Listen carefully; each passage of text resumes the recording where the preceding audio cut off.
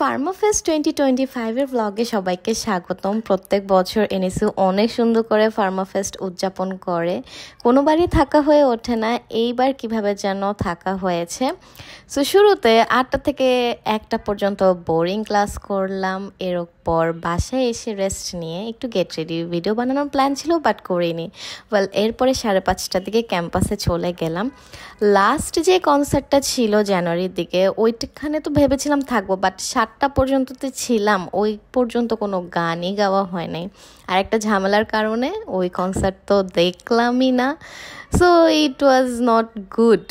তো এইবার কিভাবে যেন 10টা পর্যন্ত থাকার প্ল্যান হয়েছে এবং উর্মিও পারমিশন পেয়েছিল একসাথে দেখার জন্য। তো আমি আগের 2 দিন থেকে অনেক বেশি এক্সাইটেড ছিলাম, বিকজ ক্যাম্পাস লাইফ শেষ হয়ে যাচ্ছে, এই মেমোরিগুলাই থেকে যাবে অবভিয়াসলি, আর এই গোল্ডেন ডেজগুলো অনেক বেশি মিস করব। তো আমরা যখন গেলাম মাছের বাজারে, একটু সাফোকেটিং লাগছিল। আমি কিন্তু সামনে দাঁড়ায় একদমই কনসার্ট দেখার পারসন না, বিকজ অনেক ভিড়ের মধ্যে অনেক সাফোকেটিং লাগে। আগে একবার হয়েছিল, মানে একদম ফার্স্ট ডে আমরা পুরো লাল টুকটুকে 2টা পরই এসে ক্যাম্পাসে হাজির হলাম, এবং উরু যখন আসলো আমাদের বাচ্চা মেয়েও বের হয়ে গেল। মানে উরু এক্সাইটেড, আমিও এক্সাইটেড। অ্যাকচুয়ালি আমরা কী করেছি উই হ্যাভ নো আইডিয়া, এবং আমাদের প্ল্যান ছিল 2টা ডান্স করব, এবং সেটা আমি না আগেও কিছু করিনি, বিকজ আমার মেড ছিল। সো সুচু আমাকে ইনস্ট্যান্ট ওইখানে দাঁড়ায় শিখাইছে। নাচার মাঝখানে আমরা এত লাফালাফি করছিলাম, এই জন্য এই অবস্থা। আজকে আমাদের উরু পাগল হয়ে গিয়েছে। এই যে আমাদের সুচি বাবু। Hi girls, hello girls. আমরা রাত 9টা বাজে, 10টা বাজে।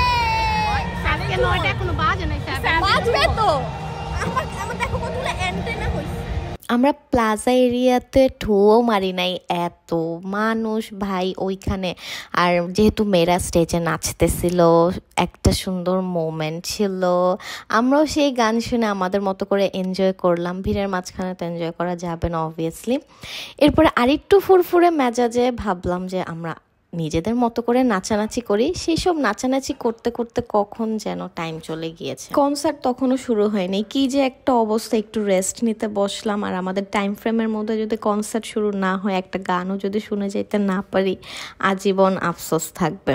তো যখন র্যাম্প শো হয় আর ডান্স হয়, ওই টাইমে আমরা দাঁড়ায় দাঁড়ায় কেলাচ্ছিলাম।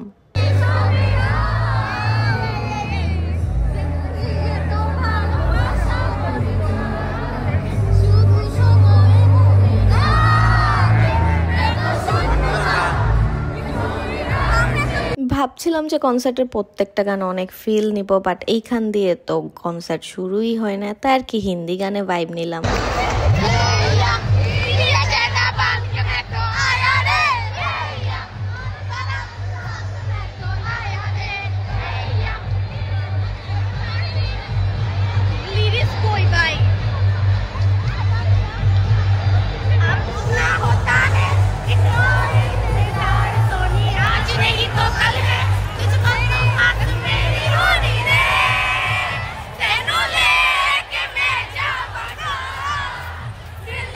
আমরা ওইখানে দাঁড়ায় দাঁড়ায় ভাবতেছিলাম, ভাই প্লিজ প্লিজ ওঠো, অলরেডি 9টা বেজে গেছে, এখনও যদি হাবিব স্টেজে না ওঠে কোনো গানই শোনা যাবে না। আমরা 3টায় অনেক টেন্সড ছিলাম, বাট আমাদেরকে দেখে বোঝা যাচ্ছে না, বাট আমরা অফ ক্যামেরাতে অনেক টেন্সড ছিলাম, পুরো তো মন খারাপ করে তাকাই ছিলাম।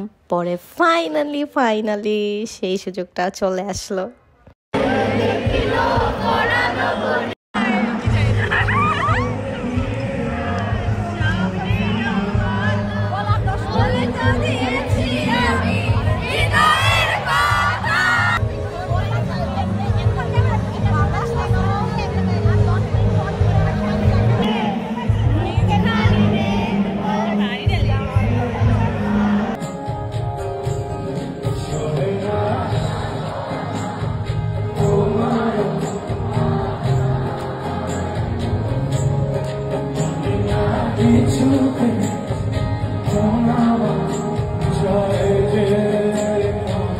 9:25-এও বলেছিলাম যে বাসায় চলে যাই, আর থাকতে পারবো না। ঠিক তার 5 মিনিট পরই আমাদের ড্রিমি বয় স্টেজে উঠলো এবং আমরা গান শুনলাম।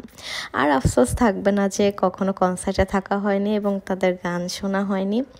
এই দিনটা আমার অনেক ফেভারিট, যদিও একটু ঝাড়ি খেয়েছি বাট সমস্যা নাই, কিন্তু এই দিনটা অলওয়েজ মনে থাকবে। থ্যাঙ্কস ফর দ্য ডে, আলহামদুলিল্লাহ।